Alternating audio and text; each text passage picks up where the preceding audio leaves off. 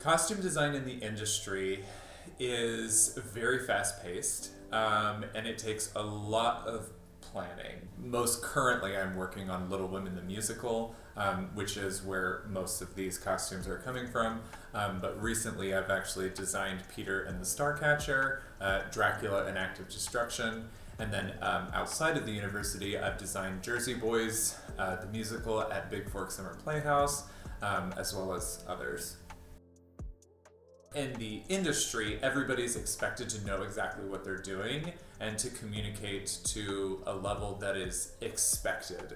Whereas in education, there's a little bit more of a learning curve and there's a lot more guiding happening, especially with students involved in the productions.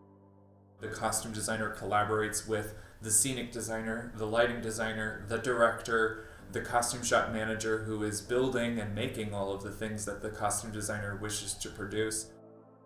Working on a period production, specifically Little Women currently, which is set in the early 1860s, so the American Civil War period, is a lot of fun.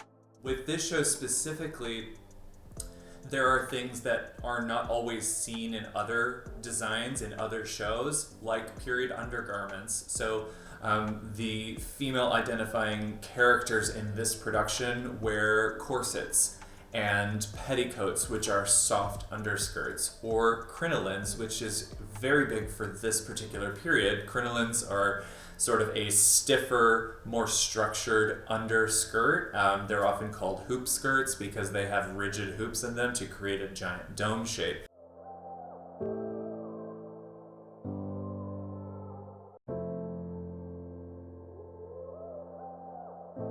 Research and collaboration, I think, are the two largest things, the largest aspects about costume design. But there's an artistic aspect as well. There are a lot of deadlines when costume designing a show, and usually a production manager will have a set list of deadlines right from the beginning, from the very first meeting.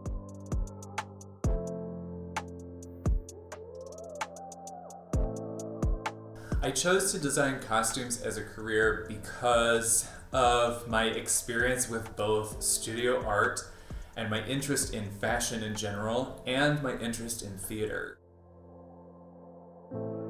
I care so much about people and how they present themselves and the psychology in how costume design affects the visual interpretation of a story.